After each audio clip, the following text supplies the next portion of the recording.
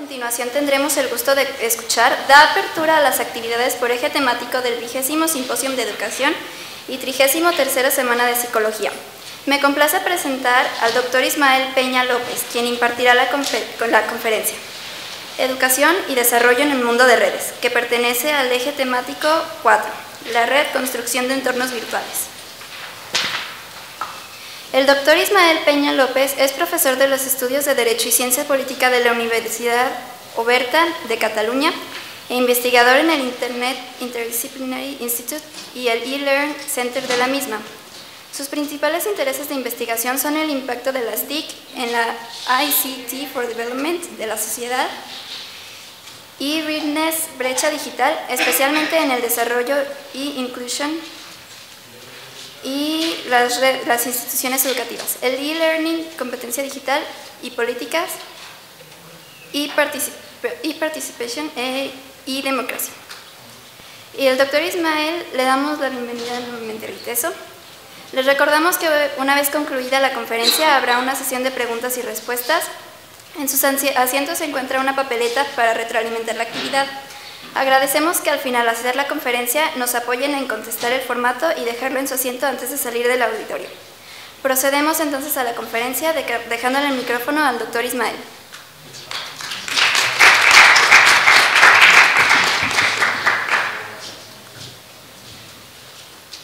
Hola, buenos días a todos. Espero estar bastante despierto porque aún estoy un poco así como rarito del viaje. La verdad es que venía a presentar, el título es un poco raro, porque parece que desarrollo tenía que haber habido siempre y educación ha habido siempre. Y la idea de esta conferencia, tanto como del taller que va a venir después, es cómo replanteamos el tema de la educación, cómo replanteamos el futuro, iba a decir, o el presente de la educación en función del gran cambio que está habiendo estos días, o estos años, con el impacto de las nuevas tecnologías. Es decir, estamos acostumbrados a oír que Internet va a cambiar el mundo, que Internet está cambiando el mundo, que Internet tiene un gran impacto en miles de cosas. Y bueno, damos por descontado que impactará en la educación, damos por descontado que ese impacto pues sucederá de forma natural y que será además en un sentido bueno y que todo irá muy bien y que todo el mundo podrá tener acceso a la educación sin que nosotros hagamos nada ni para favorecerlo ni para obstaculizarlo, ¿no? La idea de la conferencia quiere empezar a ahondar no tanto en qué está pasando, sino sobre todo por qué, y en función de que estemos de acuerdo en ese por qué, ver realmente pues, qué puede pasar después, ¿no? Porque si hay una serie de razones por las cuales hay un impacto en la educación a partir de la tecnología, seguramente ese por qué va a marcar mucho lo que venga después, que son las políticas educativas que vengan después, las políticas de fomento de la sociedad de la información y, en última instancia, el desarrollo o la inclusión digital o no, inclusión donde dejamos las secas de las, digamos, de las personas en la sociedad. Entonces, realmente voy a empezar por una primera distinción para mí muy elemental, que seguramente hasta hace 2 días esta distinción era bastante trivial o una frivolidad, pero que creo que toma mucho sentido a partir de, digamos, de que hay nuevas tecnologías y una nueva forma de acceder al conocimiento. Y es esta distinción entre aprender y enseñar. Enseñar algo que es muy dirigido de alguien que sabe a alguien que no sabe, muy unidireccional, en un solo sentido normalmente, es alguien que transmite unos conocimientos como si estuviesen empacados o los pudiésemos realmente encerrar en un papel o encerrar en una caja. En cambio, aprender es algo mucho más construido, mucho más colectivo, algo que sobre todo tiene en el centro no quien sabe, sino precisamente quien no sabe. Es decir, la gran diferencia entre enseñar y aprender es que el enseñar quien sabe, la institución, si queréis también, es quien está en el centro del proceso del sistema, y por eso tenemos universidades y profesores que están en el centro de ese sistema de enseñanza. Y en cambio el aprendizaje sitúa al aprendiz en el centro y es él el que dirige su proceso de aprendizaje, él es el que dirige sus estrategias de aprendizaje y es él el que tira de unos cables, de unos tentáculos para que él pueda construir conocimiento. Decía que esto es trivial o una distinción muy trivial hasta hace poco porque en el fondo el aprendizaje y la enseñanza sucedían en el mismo sitio, sucedían en la universidad, sucedían en la escuela, en algunos casos en el centro de trabajo, pero normalmente era una institución que agrupaba las dos cosas, con lo cual esa distinción podía parecer una frivolidad, ¿no? Empezaré con esta diapositiva, seguramente acabaré con esta misma, porque para mí el gran impacto de las nuevas tecnologías, digamos, o de Internet en general, en la educación, el sistema educativo es este. Es por fin separar esas dos funciones, con lo cual las políticas públicas no bastarán que sean políticas de enseñanza o ministerios de enseñanza o ministerios de... sino que realmente podamos pivotar cada vez más hacia el aprendizaje. Y voy a lo que hacíamos antes. Es decir, tenemos ahora mismo un sistema educativo que solamente teníamos que llamar el sistema de enseñanza, y lo que hace es, lo digo para que no parezca después que ataco a la universidad, que ataco a la escuela, sino que realmente ha hecho cosas que estaban muy bien. Hemos conseguido una alfabetización del 90, del 95, del 99% de la población. Hemos conseguido que la gente pueda acceder a una educación pública y de calidad durante muchos años, hasta los 13, hasta los 16, hasta los 18, según la normativa.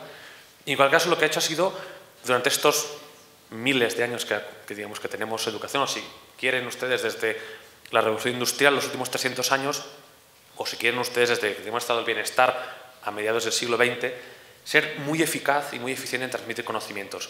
Puede llegar a miles o a millones de personas siendo a unos costes relativamente bajos. Sabemos que cuesta mucho la educación, pero en cualquier caso el sistema educativo que tenemos ahora, basado en escuelas, en universidades, en institutos de secundaria, es muy bueno transmitiendo esos conocimientos a una gran masa. Tiene unos costes, que es la poca flexibilidad, la poca adaptación, la generalización, pero en cualquier caso ha hecho cosas que estaban muy bien. Y vamos a cómo funcionaba esto desde, digamos, desde la Revolución Industrial o desde el pasado. Ahora voy a hacer un flashback, nos vamos 300 años hacia atrás y voy a hacer una especie de metáfora de a equiparar la educación a cualquier tipo de proceso industrial, sobre todo para que después veamos cuál ha sido el impacto real de la sociedad, de la información y de la tecnología. Tenemos una oveja y lo que hacían antes nuestros antepasados era, en el Neolítico, esta oveja, pues había una persona que se dedicaba a convertir eso en ropa. La interacción era muy manual, no había ningún tipo prácticamente de utillaje detrás de esta acción, había un utillaje mínimo, pero en cualquier caso era la fuerza manual, era la que domesticaba a la oveja para poder producir una serie de, pues, de ropa o de productos. Y esta es la producción así de sencilla si quieren, en el Neolítico o en la antigua Grecia, es decir, hace 2000 años o incluso más, ¿no? Esto era así, digamos, nuestra relación con la naturaleza, con los recursos, era de uno a uno prácticamente.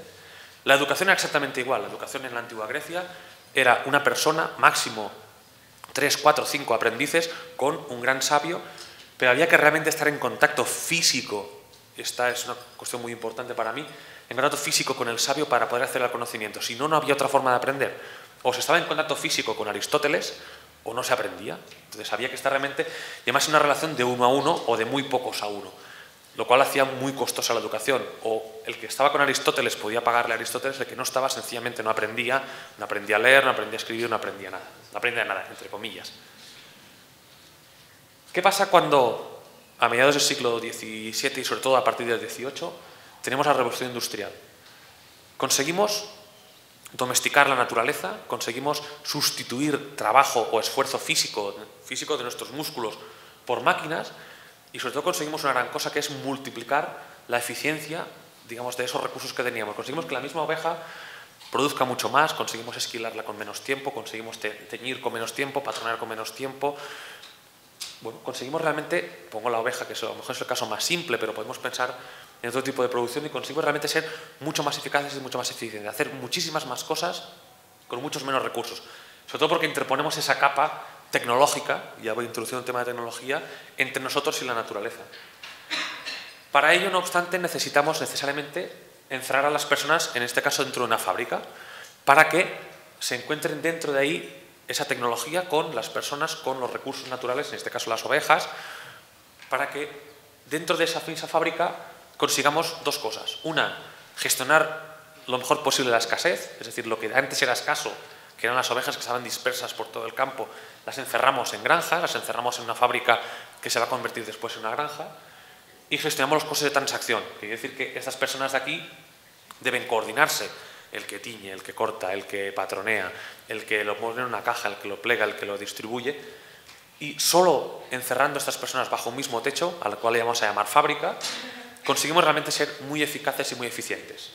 Y aparece la figura esta del intermediador, que es el capitalista o es la persona que monta una fábrica y que coordina a todas estas personas y esos recursos para que eso sea muy eficiente.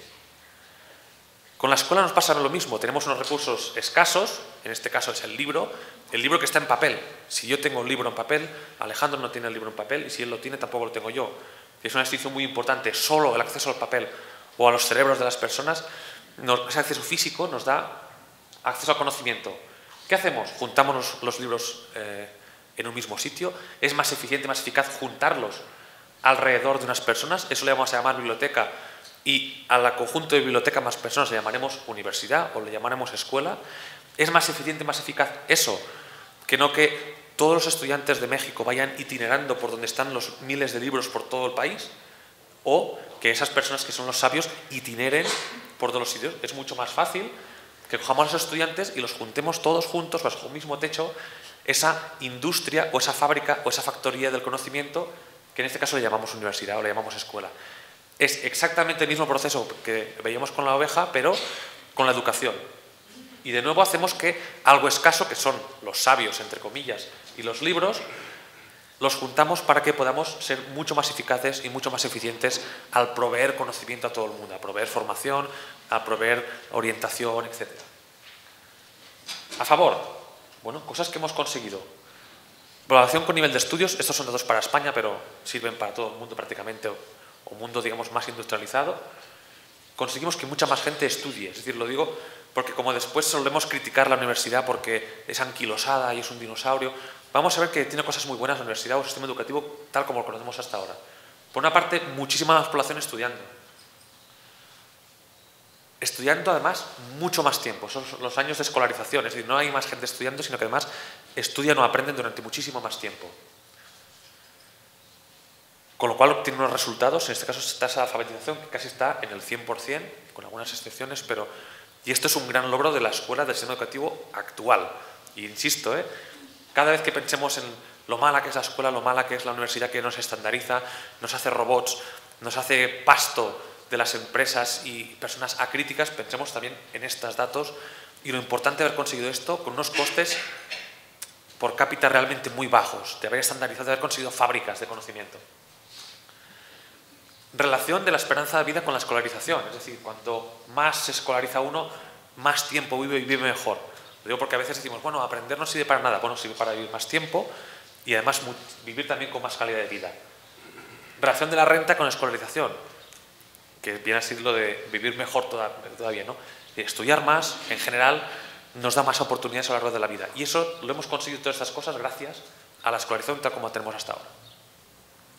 Este repaso que todos conocemos, estoy viendo las caras y este señor que ha venido de España para contarnos algo que todos ya sabíamos, tiene sentido después. En contra, como tenemos un sistema cerrado que es una universidad, si se nos cuela algún individuo cuyas facultades no son las que querríamos, es muy difícil expulsarlo. Es decir, por el hecho de estar dentro del sistema ya es un sabio, aunque a lo mejor no lo sea. Y esto es uno de los problemas que tenemos ahora mismo en la universidad o en la escuela en general. Es muy difícil expulsar del sistema, digamos, a las malas piezas. Es muy difícil cada vez más que ese conocimiento se transfiera de una forma que entretenga a la gente, que interese, que sea ágil, que sea flexible, que sea dinámico. Nos hemos acostumbrado en esos 300 años, en aras de la eficiencia y de la eficacia, a proveer mucho contenido de forma unidireccional, de forma de enseñar y no de aprender, consiguiendo que la gente rehuye prácticas, ahí sí que entra en la parte más de dinosaurio, más antiguas. Gente que se siente esclava, que se siente más. Lo que decíamos antes de alienar a las personas que no piensan, ¿no? Es decir, hemos conseguido traspasar muchos conocimientos, lo cual estaba bien, lo hemos visto hace un momento, pero también hemos conseguido cada vez más, en aras de esa eficiencia y eficacia, que la gente acabe sin pensar, incorporando mucho conocimiento, pero a lo mejor no aprendiendo mucho.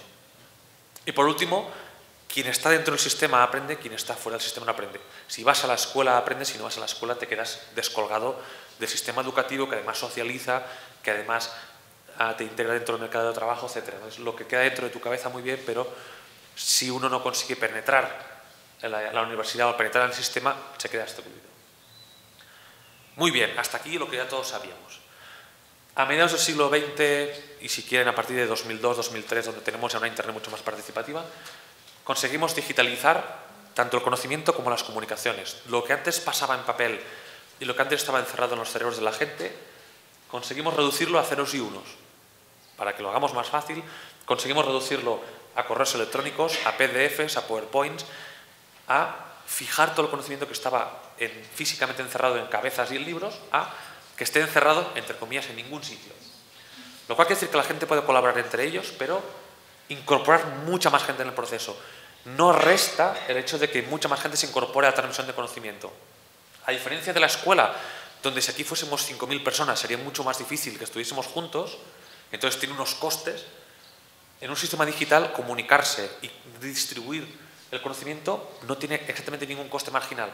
Podemos incorporar aquí 5.000 personas más virtualmente o incorporar 5.000 millones de personas más y no tiene ningún coste añadido. No hay saturación, no tiene ningún coste reproducir ese libro que está en PDF porque es gratuito. Con lo cual, se nos vienen abajo los dos grandes pilares de los últimos 300 años. Hemos construido instituciones educativas, pero también de producción, instituciones políticas, piensen también, por ejemplo, en los parlamentos, piensen en los partidos políticos, en los sindicatos, en las discográficas, es decir, cualquier institución que en los últimos 300 años habíamos construido se basaba en esta escasez, que al menos en lo que respecta a conocimiento ya no es así. Tenemos todo el conocimiento del mundo encerrado en, insisto, en PDFs, en correos electrónicos, en páginas web, con lo cual ya no es escaso. Copiar ese PDF es gratis, no tiene ningún coste. Transmitirlo en un correo electrónico es gratis, paréntesis, hay que tener conexión a internet, por supuesto, y un ordenador y una computadora, pero más allá de eso, todo el conocimiento del mundo está a nuestro alcance de una forma gratuita y además los costes de coordinarse son también prácticamente cero. Podemos estar hablando con una persona de Nueva York o de un pequeño pueblito de al lado de Sydney o de la estepa siberiana y el coste de acceder a él es exactamente el mismo coste que acceder con alguien físicamente. Es decir, el coste de educarse o el coste de comunicarse con alguien es cero. Entonces tenemos la materia prima cuyo coste es cero y el hecho de transitar o trabajar con esa materia prima también es cero. Entonces uno se piensa, cuando construimos escuelas o instituciones educativas que se basaban en gestionar lo escaso y hacer que estos costes bajasen a cero o fuesen muy bajos, cuando esos costes ya son cero de partida, ¿cuál es el papel de la universidad o de la escuela? ¿Necesitamos escuelas? ¿Necesitamos universidades? Cuando todo eso está ahí fuera y es gratis, insisto, literalmente, y esto además no es una interpretación, esto es así, es un hecho, pasó entre los años 60 y el 2000. Entonces, bueno, ¿qué hacemos ahora con las universidades? ¿Tienen que seguir siendo las mismas? ¿Qué hacemos? ¿No? Cosas que están pasando. Bueno, nos hemos cargado, por ejemplo, el sistema jerárquico de producir. Antes teníamos unas jerarquías que funcionaban muy bien, sobre todo porque estas personas en la base no se podían comunicar entre ellas porque había esos costes, esas barreras. Esto es una persona que está en Guatemala, en Guadalajara, esta es una persona que está en Puebla, esta es una persona que está en DF, entre ellos tienen centenares de kilómetros de distancia. Lo mejor es que vayan subiendo hacia el departamento, hacia el Estado federal, hacia el Estado, hacia DF, y en DF alguien decide pues qué hacer y lo traspasa. Eso hacía que hacerlo así, porque estos son personas a caballo transportando pergaminos o transportando órdenes o transportando... Era la mejor forma, esta jerarquía, estas estructuras verticales, la mejor forma de coordinar a las personas, sobre todo porque en la base no se podían coordinar, tenía unos costes. Cuando conseguimos digitalizar, la verdad es que podemos construir redes. La persona de Puebla puede trabajar directamente con una persona aquí en Guadalajara por Skype, por correo electrónico, montando una página web. ¿Qué necesidad tiene de coordinarse a nivel de arriba del todo con alguien que coordine a estos cuando realmente pueden hacerlo? Y insisto, a coste cero. Coste cero porque los materiales están colgados en internet o son digitales, lo podemos replicar. Y además con ningún tipo de coste porque no tienen ni coste de desplazamiento, ni coste de comunicaciones más allá de internet, ni coste de coordinarse. Se pueden juntar todos los profesores de las universidades de México al mismo tiempo sin necesidad que nadie los coordine, sin necesidad que nadie los dirija desde arriba. Ellos son ya los que se pueden administrar.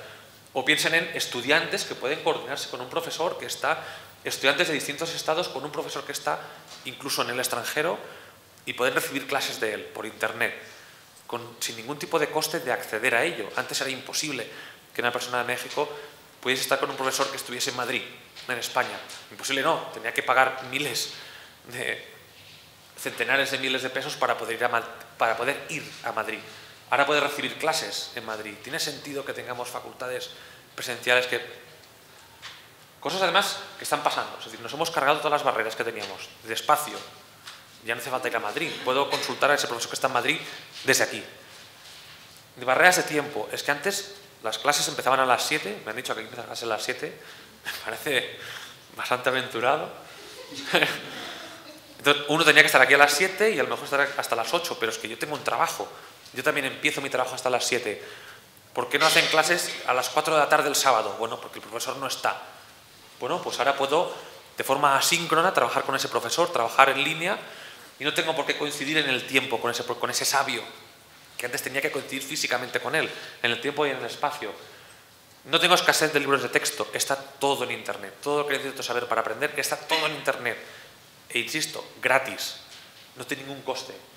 Y además no tengo ningún coste ni de coordinarme con ese profesor, ni de bajarme los materiales, ni de hacer un grupo de trabajo con todos mis compañeros. Es decir, puedo tener compañeros en todo el Estado y puedo trabajar con ellos haciendo un trabajo compartido, haciendo un trabajo deliberativo con ellos. Cosas, insisto, en ese tema de eficiente y eficaz.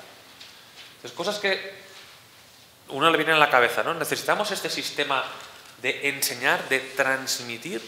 ¿O podemos poner el peso en el otro pie y empezar a pensar en un sistema donde situemos al aprendiz en el centro y él pueda ir buscando esos materiales que están fuera pero que son gratuitos? Gratuitos ya no en sentido de dinero, sino de lo difícil que es acceder a ellos. Yo si necesito ahora un libro que solamente está en DF, tengo que ir hasta allí.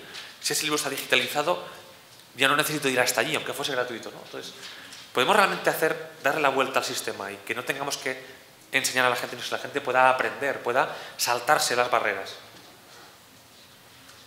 Porque hay cosas que ya están pasando. Puede que no las estemos viendo cada día porque hay una inercia de las instituciones. Tenemos las instituciones el monopolio de la titulación. No todo el mundo puede emitir un título oficial, que es lo que reconoce el mercado de trabajo. Pero cosas que ya están pasando. Antes necesitábamos aprender en un lugar físico.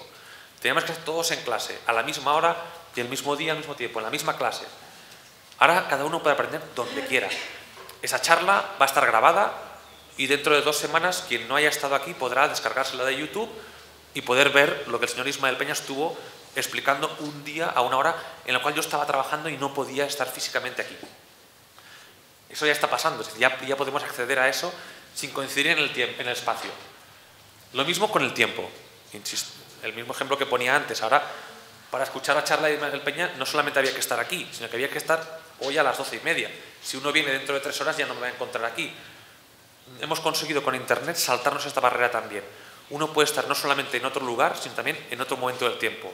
El sábado que viene, dentro de 3 años o dentro de 20 años. Podrá estar aprendiendo con unos contenidos que se generaron en el pasado. Otro cambio importante. Antes decía que quien estaba en la universidad era profesor y quien estaba fuera no lo estaba. Ya no es necesariamente así. Sigue siendo así en las universidades, pero cuando uno quiere aprender a lo mejor programación, puede encontrar en Internet muchos recursos que no han sido generados por profesores de informática. Han sido generados por un señor que es un programador y ha elaborado un manual sobre cómo programar en PHP o en Perl. O incluso ha encontrado un señor que se dedica a la fotografía de forma amateur. Ha aprendido mucho y tiene un blog donde enseña a hacer fotografías muy buenas. Ya no es un profesor quien enseña necesariamente, sino que uno escoge quién es su profesor.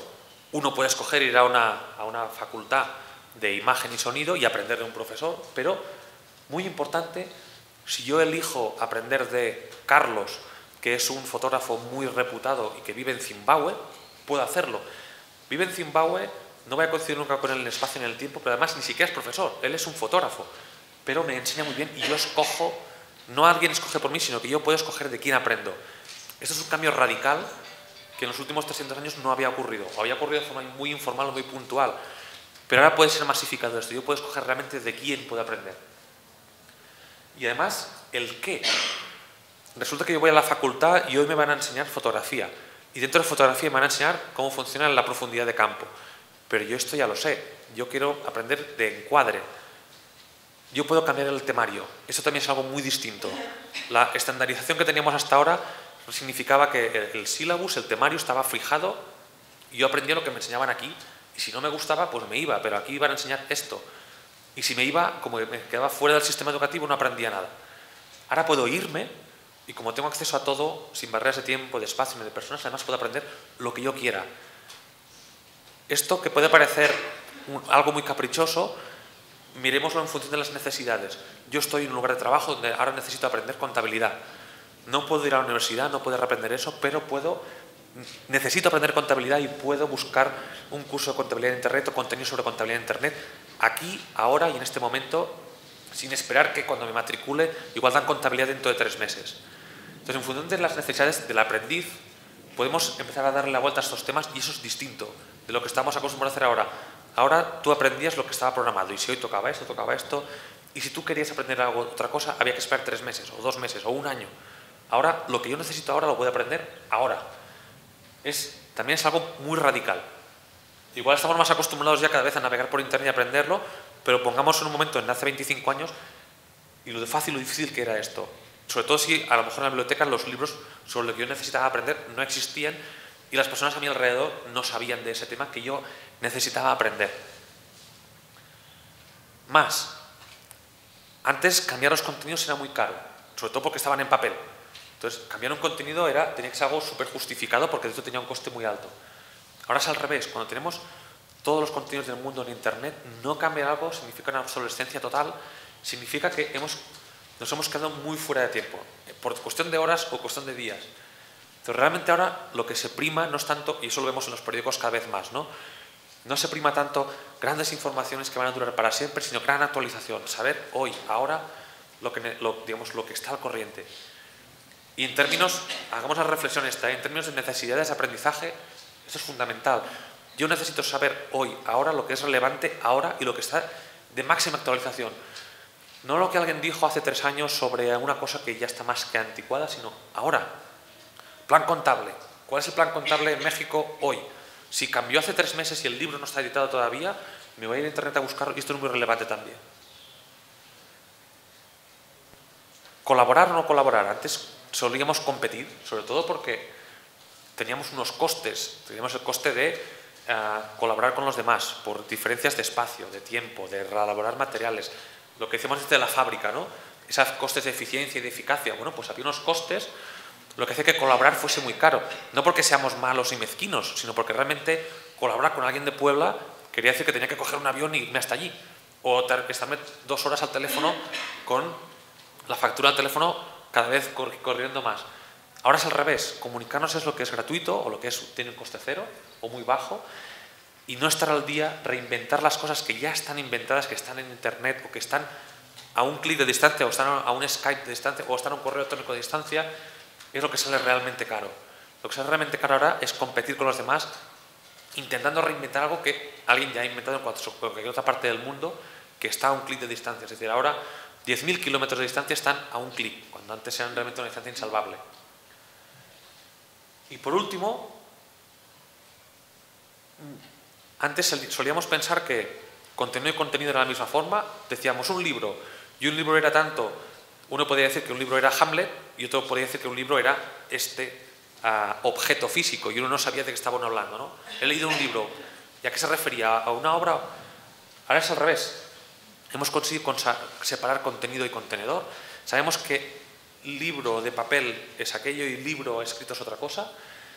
Y cada vez más podemos pensar que el contenedor somos nosotros mismos, no es una universidad, el conocimiento no son los libros, el conocimiento no son los datos, la información o los datos no es conocimiento, sino el conocimiento somos nosotros mismos.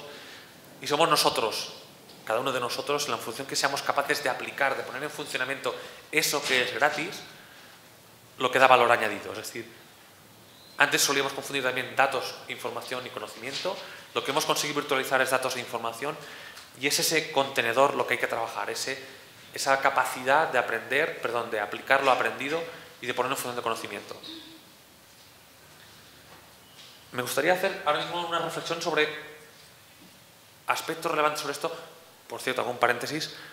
Yo todo esto ya me lo sé, así que si alguien tiene alguna duda, alguna apelación, alguna discrepancia, no hace falta que se esperen hasta el final, pueden perfectamente interrumpirme y abrimos el debate en el punto en el que ustedes quieran. Veo sonrisas condescendientes, no sé exactamente qué significan, pero... En cualquier caso, la idea está aquí. Durante 300 años de sociedad industrial hemos estado edificando una serie de instituciones de todo tipo, fundamentadas en esos 2 pilares que decía, la escasez y los costes de transacción. Nos sirve para la educación y hemos construido escuelas, universidades, institutos de secundaria, de formación profesional. nos sirve para la política. Hemos construido sindicatos, hemos construido partidos políticos, hemos construido parlamentos, hemos construido gobiernos que intermedian y hacen que sea más eficaz y más eficiente ese manejar el conocimiento de la información. Lo hemos hecho con las discográficas, lo hemos hecho con las editoriales, es decir, todo lo que conocemos hasta ahora son grandes instituciones que intermedian, que hacen eficaz y eficiente esa gestión de lo escaso y de los costes de transacción. Nos hemos dado cuenta en los últimos 10, 20, 30 años, tan atrás como uno quiera ir, hasta los 60, de que hemos dinamitado esos pies, esos fundamentos de la sociedad que teníamos, y eso no es una interpretación. Quiero insistir en esto, las soluciones que vengan después sí pueden ser más sujetas a debate, pues haremos un enfoque más constructivista, o pondremos ordenadores en las aulas, o tiraremos, señores, en paracaídas con ordenadores, o pondremos, computadoras, o cogeremos laptops y los tiraremos en las montañas para que la gente que vive allí pueda aprender ella. Las soluciones son muchas, pero el diagnóstico, insisto en esto, es solo uno, y es que hemos conseguido dinamitar en lo que estaba fundamental la civilización hasta ahora, sobre todo las instituciones. Y tenemos estos ejemplos que ponía de cosas que han cambiado y que han cambiado para siempre. Otra cosa es que pongamos cortapisas legales, porque, por ejemplo, solamente mi universidad en Barcelona puede emitir títulos y no cualquier persona que pasa por la calle puede emitir un título de grado o de maestría. Eso es una cortapisa o una barrera legal que hemos puesto a estas cuestiones. O creemos que hay, o hemos puesto, digamos, otras cuestiones, pues horarios laborales, etcétera, o tenemos inercias, o tenemos, como veremos después, analfabetismos para hacer todo esto necesitamos saber qué es Internet, qué herramientas a utilizar, o necesitamos tiempo, es decir, aunque tengamos una serie de barreras que hemos eliminado, todavía necesitamos tiempo para coordinarnos, para aprender, pero en cualquier caso las bases que teníamos han caído y estamos ahora mismo en una especie de tierra de nadie, o estamos intentando cambiar las ruedas de un coche, pero en marcha, sin pararlo. Tenemos que cambiar las 4 llantas del coche y no vale parar, no podemos estar 10 años sin educación, sino que tenemos que intentar cambiar esas ruedas. Entonces, cosas que debemos tener en cuenta y que, al menos yo creo, que las instituciones educativas deberían tener en cuenta en un futuro muy inmediato. Cuanto más tarden, peor, porque de mientras puede haber alternativas a los sistemas educativos que las ponen en tela de juicio. Por una parte, todos los que competencia digital. Hasta ahora he dicho que no tenía ningún coste hacer todas estas cosas, y es falso. Hay un coste humano increíble, hay una inversión en una serie de competencias que no podemos pasar por alto. Si la escuela tradicional necesitaba que la gente supiese leer y escribir para poder aprender latín y matemáticas y todas estas cosas que aprendemos ahora, necesitamos ahora mismo una serie de nuevas competencias para que estas nuevas realidades sean, en realidad, pues se pueden poner en marcha. Por una parte, no sé si se lee muy bien desde lejos, una alfabetización tecnológica, es decir, saber utilizar los instrumentos como instrumentos, es decir, saber prender la computadora, saber correr un programa informático, una hoja de cálculo o un procesador de textos. Aunque uno escriba las mismas burradas de siempre, debe saber prender la computadora, si no, no hay nada que hacer, no hay nada después. Igual que uno tiene que saber sacarle punta al lápiz para poder escribir, exactamente lo mismo. A partir de ahí, que por desgracia nos solemos quedar muchas veces en este estadio de alfabetización digital, como saber prender la computadora, hay mucho más. Otra parte es la alfabetización informacional. Estamos trabajando con información, debemos saber si esa información, analizarla de forma crítica. El primer ejemplo, que es de un periodista catalán, que es una persona un poco cínica, un poco crítica, decía: yo pongo en Google imágenes colegialas, dice, y lo que me sale no es precisamente lo que yo quiero para mi hija, ¿no? Entonces el tío decía: yo voy a buscar una escuela mayor para que mi hija resida allí y vaya a estudiar, y si ponía colegialas en Google le salía otra cosa distinta. Entonces, alfabetización informacional, en el fondo se trata de esto, se trata de que cuando uno busca cosas en Google, cuando uno lee cosas, cuando uno trata con información, cuando la maneja, saber cuál es el origen, cuál es la procedencia de esa información, saber contrastarla, saber exactamente qué significa esa información, más allá de lo que nos dice el texto. Además, no solamente textual esa información, ahora la recibimos en 1000 soportes distintos, la recibimos en vídeo, la recibimos en audio, la recibimos en las redes sociales, dentro de un aula, en un periódico, en un correo electrónico. Eso también cambia el significado. No es lo mismo que en una página web de una universidad haya un texto, que ese mismo texto aparezca, por ejemplo, en una página pornográfica. Seguramente la interpretación de exactamente el mismo texto tiene o que aparezca en un vídeo o que aparezca en que alguien diga Gabriel García Márquez dijo una vez, y una cita. O ver a Gabriel García Márquez hablando ante un vídeo nos da una imagen muy distinta o una crítica muy distinta. Y aquí les explico una anécdota. Yo tenía un abuelo que cumplió 100 años y en España al principio teníamos solamente un canal de televisión. Entonces de golpe se abrió el espectro de la televisión y aparecieron muchos canales de televisión, como tenemos ahora ya en todas partes. Entonces resultaba que podíamos estar en 3 canales distintos viendo a John Wayne haciendo cosas distintas. En una estaba en un circo, en otra estaba matando a gente en el oeste americano y en otra estaba fumando y tomándose un whisky. Y mi abuelo me decía, creo que nos engañan, este señor no puede estar haciendo tantas cosas a la vez, ¿no? Pues eso que ahora nos hace risa, nos sucede todavía en estos nuevos medios, ¿no? Vemos información en un vídeo o en distintos formatos y nos la creemos. Sin ser conscientes, yo creo que cada vez más, de que puede haber un Photoshop detrás y aquella chica no puede estar tan delgada, eso es imposible. Entonces, aprender también a que la forma como recibe una información es muy, muy importante. Y no solo la forma, sino quien la emite, esa presencia digital, esa identidad digital. Cuando vemos una cuenta de Twitter, cuando vemos una cuenta de Facebook, saber quién está detrás de eso es muy relevante. No es lo mismo que el presidente de la nación tuitee, va a haber un terremoto, todo el mundo a cubierto, que una persona que no sabemos quién es diga, va a haber un terremoto, todo el mundo a cubierto. En el primer caso nos pondremos a cubierto, en el segundo caso pensaremos, este señor es un guasón, me quiere engañar, quiere que me vaya de casa para poder entrar en casa a robar. Entonces, saber quién está detrás de los mensajes es muy importante y sobre todo y también saber cómo nosotros nos presentamos. Yo ya me presenté aquí sin corbata, sin americana. Esto da un mensaje, no sé cuál, pero da un mensaje. Si salgo a la calle desnudo, da otro mensaje, mejor o peor, seguramente mejor, pero también da un mensaje. De la forma como nos presentamos en Internet también da un mensaje. Yo puedo decir que soy profesor de la universidad, pero si mi página web solo aparece a gente hablando de chistes verdes, eso da una imagen. O aparezco en Twitter hablando solo de política y muy de izquierdas, pero después digo que yo soy liberal.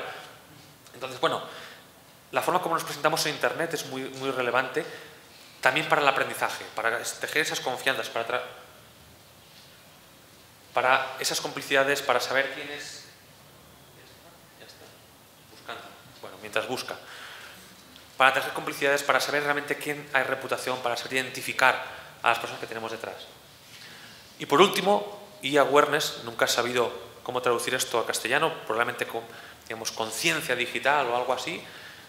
Y siempre pongo el mismo ejemplo con las discográficas, que es lo que no tienen precisamente, ¿no? Es decir, las discográficas se empeñan en seguir vendiendo CDs, en seguir vendiendo algo físico cuando la mayoría de nosotros, hay todavía quien no, pero ya lo que preferimos es descargar las canciones en nuestro iPod, en nuestro reproductor de MP3 y consumir la música de una forma muy distinta. Entonces, este e-awareness viene a decir, ojo, no hace falta, la competencia digital no es solamente saber escribir en un procesador de texto, no solamente saber si puedo salir desnudo a Internet, sino saber cómo está cambiando mi mundo. En nuestro caso, en el que nos ocupa, cómo cambia el hecho de que estén todos los contenidos libres en Internet.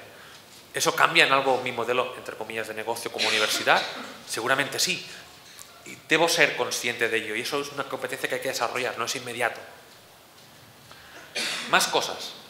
Decíamos, por una parte, saber utilizar herramientas de competencia digital, ¿no? Luego saber qué herramientas hay y cómo cambia nuestra forma de ser. O de trabajar todo el tema, digamos, de la educación y el aprendizaje. Esto es, lo verán la gente que venga al taller después, mi entorno personal de aprendizaje. Es decir, todo lo que utilizo para enseñar y sobre todo para aprender fuera del campus de mi universidad. Utilizo listas de discusión, blogs, repositorios académicos, Twitter, Delicious, YouTube, SlideShare, mi página web personal, pero no solamente lo utilizo yo, lo utilizan muchos de mis estudiantes. Entonces, entablamos miles de conversaciones en tiempo real fuera del entorno de la universidad. Y como decía antes, esto ya está sucediendo. Pero no solamente lo hacemos nosotros me refiero a los educadores y a los educandos, es decir, a los discentes y los docentes, o a los profesores y los estudiantes, lo hace mucha más gente. Y pondré un ejemplo para que no quede en la teoría. Yo doy unas clases sobre administración electrónica, es decir, cómo el gobierno puede utilizar Internet para dar mejor servicio a los ciudadanos, para mejor transparencia, para reducir costes, todo lo que es la acción del gobierno, cómo Internet puede ayudar a las distintas funciones que hace. resulta que además de mí mismo y de mis estudiantes, hay gente que se dedica a ello, sobre todo en el gobierno. Hay mucha gente que se dedica a hacer cosas de gobierno, lógico, pero luego hay consultores, hay otros profesores fuera, hay profesionales de la informática que se dedican a hacer soluciones para que el gobierno las aplique. Tenemos ahora mismo una conversación global en tiempo real donde cada vez tiene menos sentido ceñirnos a lo que sucede en clase. Yo animo a mis estudiantes a que sigan el Twitter, el Doppler, las listas de presentaciones, los PowerPoints de profesionales del sector que están trabajando fuera de la universidad, que no son profesores, que no lo van a ser nunca, o a lo mejor sí, pero que yo no entiendo ya en mi aula, que además es una maestría profesionalizadora, es decir, no hacen investigación, sino que la idea es que cuando salgan alguien los contrate, si puede ser el gobierno, si puede ser una consultora. Entonces, para mí no tiene ningún sentido que las cosas solamente pasen dentro de mi aula y al revés, que el mundo profesional sea ajeno a lo que sucede dentro de mi aula. La forma, en este caso, es las nuevas herramientas 2.0 que tenemos para que esto pase, para romper las aulas, para romper esas paredes que separan los dos mundos, el académico y el profesional. Entonces, saber utilizar estas herramientas, saber que existen, saber qué actores hay detrás, para mí es muy relevante y es algo que yo creo que el sistema educativo, mi universidad también, que no parezca que hablo, digamos, desde arriba, sino mi universidad también es de hacer esta reflexión de cómo intentar abrir las aulas y hacer que el entorno de aprendizaje y de enseñanza, o el entorno profesional y el entorno de aprendizaje, se fusionen cada vez más. Sobre todo porque yo creo que hay dos cosas de las que no he hablado antes cuando hablaba del tiempo que han cambiado mucho. Una, que es en horizontal, ya no sirve esto de que yo aprendo desde el kinder hasta que hago 25 años y después ya no aprendo nunca más, porque la realidad cambia cada vez más rápido, entonces tendré que aprender cada día probablemente hasta que me jubile, probablemente hasta que me muera. Y además ya no solamente necesito aprender en la universidad, sino fuera. Antes ponía el ejemplo del entorno de trabajo. Es ahí donde voy a tener que aprender cada vez más. Necesito tener unas antenas, las que me proporcionan estas herramientas sociales, para saber quién está generando información, quién está generando contenidos, quién está generando aprendizaje. Y no solamente qué se está generando, sino quiénes son las personas relevantes. Y me voy a esta de aquí atrás. De aquí es tan importante el contenido como el continente, esas personas. Yo como estudiante me es muy importante saber no solamente qué usuario de Twitter tiene una información relevante, sino ese usuario quién es, qué papel juega, en el caso de España, en la Administración Electrónica Española, qué papel juega en la comunidad profesional a la que yo voy a dirigirme o en la que yo estoy trabajando. Y para todo ello, además, que no parezca que estoy haciendo oposición, pero además de los campus presenciales o además de los campus virtuales, además de las instituciones, tenemos muchos espacios extrainstitucionales donde están pasando cosas y donde además es muy fácil entrar, con los costes de utilizar esas redes, con esa inversión en aprender nuevas cosas, no digo que no, pero donde están pasando cada vez más cosas y sin permiso de nadie. Más cosas. Tenemos nuevas competencias, nuevas herramientas. ¿Qué hacen estas nuevas herramientas? Permítame que ponga un poco pedagogo. Hubo un señor que se llamaba Vygotsky que dijo que básicamente teníamos los humanos o los aprendices tienen dos fases. Lo simplifico mucho, si hay algún pedagogo aquí, espero que me disculpe, voy a simplificar mucho la teoría de Vygotsky, pero lo que dice es que prácticamente podemos hacer dos cosas, lo que podemos hacer solos y lo que podemos hacer acompañados. Y esto, los que han tenido niños pequeños, es muy fácil. El niño puede tenerse en pie él solo, pero a la hora de andar, los primeros pasos necesita pues, que papá o mamá le ayuden poniendo los dedos y ya puede andar, ¿no? Entonces es lo que puede hacer él solo, pues tenerse de pie y ya está. Y eso es lo que puede hacer solo, no puede hacer más, pero realmente puede andar con la ayuda de papá y de mamá. Lo que no puede es cuando tiene pues, todavía pues, un año, año y medio, es subir escaleras, ni siquiera sin que nadie lo ayude. O sea, hay algo físico que le impide subir escaleras hasta que pues, evoluciona físicamente en este caso, ¿no? En términos cognitivos nos sucede lo mismo. Sabemos sumar y si alguien nos ayuda, a lo mejor comprendemos cómo funciona la multiplicación y podemos multiplicar. Eso es lo que Vygotsky habla de la zona de desarrollo próximo. Es decir, lo que uno puede hacer ayudado por los demás. Y eso, hasta hace 2 días, significaba con un profesor. Profesor que podía ser papá o mamá también, pero en general, y en el ámbito educativo, significaba que uno sabía hacer una cosa y la tarea del profesor, o en los términos de Vygotsky, era el experto más próximo, le llama él, pues podíamos hacer eso, podíamos multiplicar. Lo que no podíamos hacer era derivadas e integrales todavía, pero podíamos estar en esta zona de desarrollo próximo. Es decir, yo puedo multiplicar si alguien me ayuda. Problemas que tenía esto los he más o menos intuido o apuntado en las últimas diapositivas. Yo necesitaba que este experto próximo estuviese cerca de mí, por eso lo de próximo.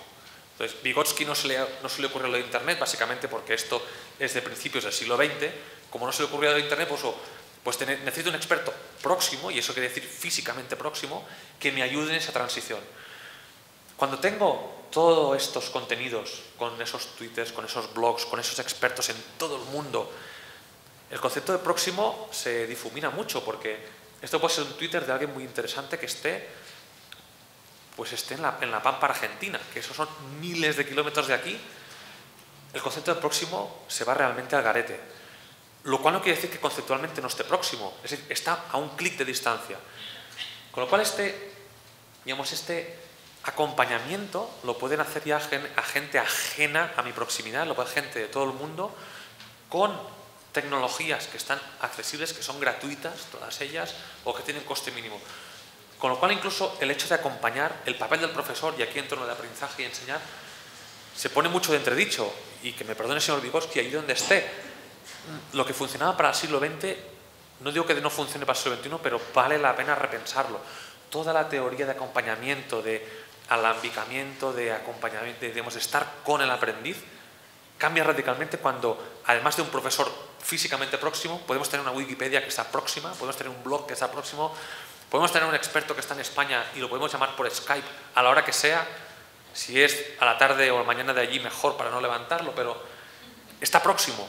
Entonces eso cambia. La universidad estaba próxima físicamente, pero ahora la pregunta es si la necesitamos o no. No digo que no, pero digo que como mínimo habría que repensar ese concepto de próximo, que era el fundamento del profesor. Más cosas. Diferentes formas de espacio. Si ese próximo ya no necesita ser próximo ni en el espacio ni en el tiempo, podemos construir nuevos espacios que no son necesariamente campus presenciales. Podemos construir, para empezar, un campus virtual. Esto, hago publicidad del taller que va a venir después y mañana y pasado. Quien quiera saber estas siglas que venga, pero más o menos lo que dice es, podemos hacer un campus virtual, como el que hay en esta universidad, Moodle o como hay en muchas otras, que ya rompe esta idea de que es lo próximo, pero yo me voy a hacer mi próximo campus virtual, mi entorno personal de aprendizaje, donde yo detecto personas aquí o donde estén, próximas en el sentido ya digital, y yo me hago mi propio campus individual, personal, donde hay personas de todo el mundo, con contenidos de todo el mundo, y yo me lo hago uno único a medida para mí. E insisto con lo de coste cero. Tiene el coste de invertir. Yo necesito saber mucho sobre tecnología, sobre quién dice que tengo que hacer una inversión de tiempo, pero en cualquier caso puedo hacerlo. Me puedo construir mi campus personalizado, donde en lugar de tener un calendario, un calendario de el lunes me toca clase en el W y el martes me toca clase en el M, el lunes voy a escribir el Twitter de Pedro y el martes voy a ir al blog de María. Entonces, hemos cambiado la institución de arriba abajo, o como mínimo podemos hacerlo. O podemos hacer que convivan, es decir, la institución de toda la vida con la institución nueva, que yo creo que es lo interesante. Pero en cualquier caso, darnos cuenta que como mínimo es factualmente posible prescindir de la universidad. Insisto en lo de factualmente, no digo que políticamente sea lo bueno ni que filosóficamente sea lo bueno, solo digo que se puede hacer. Si algo se puede hacer no quiere decir que se deba hacer, pero sí que como mínimo debemos repensar si lo que hacemos es la mejor de las opciones. Hasta ahora no había dos opciones, había o universidad o nada, o escuela o nada. Ahora tenemos dos opciones, es nuestra obligación, sobre todo como gobernantes o como educadores, ver si las dos opciones existen y cuál es la mejor, o si hay una combinación de ambas que como mínimo da un mejor resultado. Yo creo que sería una responsabilidad de parte nuestra negar que las cosas han cambiado y como mínimo hay estos nuevos escenarios. Nuevas competencias, es decir, con nuevas herramientas, con nuevas instituciones que uno se hace a medida, y como uno se hace a medida la institución, se hace a medida el proceso de aprendizaje. Y de nuevo esto lo veremos, creo que es mañana, más a fondo. Pero la idea es que estamos acostumbrados a una educación formal donde hay un temario que está definido. El 1, el 2, el 3, el 4 y el 5. 5 temas que van en este orden además y que los da una universidad o una escuela y los da así y ya está. O además hemos conseguido, como eran gratis, en algunos casos abrirlos y este esta lección utilizaremos los materiales de otra universidad, que me los he bajado por internet y son gratuitos o tienen una licencia Creative Commons, y puedo cambiar mis apuntes amarillentos por los que ha hecho otro señor. Ahora hablamos de cursos que hacen en Stanford, que están en abierto, es un ejemplo, pero bueno, yo en Barcelona podría utilizar unos materiales de ITESO o del TEC y los podría utilizar sin que yo tenga que hacer los materiales, que es lo que antes tenía que hacer. Antes tenía que hacerlos yo. Ahora puedo reaprovechar porque estaban ahí abiertos. Pero en el ámbito no formal, pues lo que hago es recortar y hago una charla con unos trozos de materiales. Sigue siendo el mismo esquema siempre, aunque lo vayamos troceando. Cambio revolucionario informal en el ámbito fuera de la educación formal, en el trabajo, en casa, en zapatillas, aprendiendo algo porque me da la gana, puedo utilizar materiales que alguien ha hecho. En este caso los pongo en rojo porque significan que los ha producido alguien. Y vuelvo al ejemplo de la fotografía. Yo, si quiero aprender fotografía y no tengo tiempo o dinero de la universidad, puedo ir a un blog de fotografía o descargarme unos materiales que un buen señor ha hecho sobre fotografía y aprender, o como mínimo intentarlo, también depende de la madera que tenga cada uno, pero como mínimo intentar ser buen fotógrafo. Y si uno es autodidacta, además puede intentar con materiales formales, no solamente con un blog, sino me descargo esos materiales abiertos que el TEC de Monterrey liberó con la Creative Commons y puedo... Lo interesante para mí es ver cómo podemos hibridar estos dos ámbitos, el formal, donde todo está supermercado, y la parte informal, donde uno iba a preguntarle al compañero o a unos manuales que se había bajado de internet. ¿Cómo podemos conseguir que haya una fusión total entre la parte formal y la informal, entre la empresa y la universidad, y entre los materiales mismos, donde yo pueda utilizar en clase un blog, porque es muy interesante? Y digo pueda porque en muchas universidades del mundo, por no decir la mayoría, y sobre todo en enseñanza primaria y secundaria, uno tiene los libros que manda al ministerio. Uno tiene los libros, no que mandan al ministerio, sino que las editoriales le mandaron al ministerio que mandara a los maestros los libros que tenían que utilizar. En hecho primaria o en secundaria, al menos en España, funciona así. Entonces, ¿por qué no hibridar y utilizar materiales de la informalidad? ¿Qué miedo está en utilizar materiales que ha hecho una persona que no es profesor, no puede hacer materiales? ¿Por qué no? Si es un experto del tema, ¿no? Entonces, ¿cómo podemos hibridar esto? Y al revés, ¿cómo desde fuera del sistema educativo uno puede utilizar materiales educativos realizados dentro de la universidad o realizados dentro de la universidad pero en un ámbito más informal como este que está grabándose en vídeo, etc., ¿no? Entonces, esta fusión entre ámbitos de lo formal y lo informal y materiales, y sobre todo en el temario, ¿necesito pasar por los 5 temas para llegar al 4 o puedo saltármelos? Y puedo saltarme uno o puedo saltarme 2. Si yo ya me lo sé, si yo lo he aprendido por mi cuenta, esa parte informal, ¿no? Entonces, romper con las barreras, con las secuencias que están prefijadas, con el tipo de materiales, poder recurrir a esos sabios que están fuera del sistema, creo que es algo muy, muy relevante. Pongo estas siglas aquí porque son cosas que están pasando. Contenidos abiertos, que desde la universidad o desde el ámbito educativo que se están abriendo fuera. Cursos abiertos, digamos, universidades que están haciendo su docencia en abierto para miles y miles de estudiantes, algunos con acreditación, otros sin acreditación. Y para mí lo más rompedor hasta ahora, que son acreditación abierta. Es decir, hasta ahora, si yo no pongo una cualificación a mi estudiante, ese estudiante se queda sin calificar. Lo que significa es si queda sin calificar, yo no voy a expedir su título, que el rey Juan Carlos en mi país va a ratificar y tener un título oficial. Hay experimentos ya sobre compañeros que se evalúan entre ellos en un congreso, ver cuál es el mejor ponente, la mejor comunicación, y ofrecen títulos o badges o etiquetas alternativas al sistema. Hasta ahora esas etiquetas no valen nada, entre comillas, pero supongamos que un empleador decide que esas etiquetas sirven y que en cambio las etiquetas que pone mi universidad, que se llaman títulos oficiales, no sirven, porque ha corrido el rumor de que en mi universidad todo el mundo copia y en cambio en aquel congreso donde se dieron estos cursos nadie copia. Es romper por fin con el monopolio de la titulación, del reconocimiento, de la acreditación, y es algo que como mínimo de forma experimental está empezando a pasar también.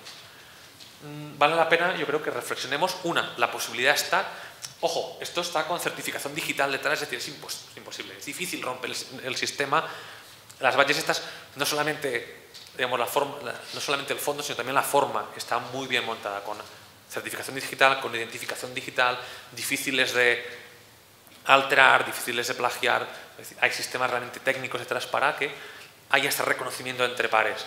Ya no necesitamos esta jerarquía de alguien que reconoce al final, sino entre pares, entre redes, poder certificar digitalmente. Y por penúltimo, lo que decíamos antes del ámbito formal y el informal, poder romper con estas fronteras, sobre todo porque, más allá de las etiquetas que pongamos, hay momentos donde los ejes estos son relevantes. Hay veces donde yo puedo querer o poder asistir a un aprendizaje planificado. Quiero que alguien planifique para mí un itinerario de aprendizaje y además quiero que me lo estructure bien. Voy a dedicarme los próximos 2 años a hacer una cosa que alguien va a estructurar para mí. Y eso se llama aprendizaje formal. Pero a veces necesito un aprendizaje no planificado. Yo no lo sabía, pero me he dado cuenta que hoy necesito haber aprendido esto. No de aquí a 2 años, que si el aprendizaje planificado voy a aprender en los próximos años. No planificado. Hoy tengo un problema que necesito resolver hoy, como mucho en los próximos 15 días. Y además no puedo que alguien espere a estructurarme un itinerario de aprendizaje súper lineal, súper estructurado, entre otras cosas porque no tengo tiempo. Entonces necesito poder desestructurar algo o hacer un aprendizaje no estructurado. Necesito poder hacer ese aprendizaje informal, que suele ser el que sucede en el lugar de trabajo o como aprendemos a educar a nuestros hijos en casa, ¿no? Como venían sin manual, pues en función de las cosas que rompe uno va educándolo, ¿no? Entonces eso sucede aquí. Estas barreras o estos cuadros cada vez están más fusionados porque necesitamos aprendizaje durante más tiempo. Antes uno aprendía todo a los 18 años y ya no necesitaba aprender nunca nada más. Todo seguía como siempre. Necesitamos romper esto porque necesita cada vez más grados de libertad entre estos diferentes aspectos. Y ahora voy a la teoría que lo unifica todo. Creo que hay espacio para encontrar, iba a decir espacio para encontrar espacios, está muy mal. Creo que hay oportunidades para encontrar sitios donde encuentro entre estas cosas.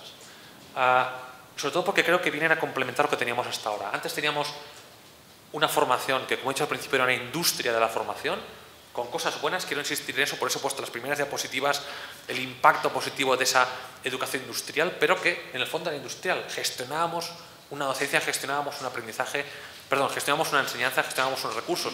Y eso es lo que teníamos hasta ahora. Hemos conseguido añadir un componente social fuera del ámbito de la universidad.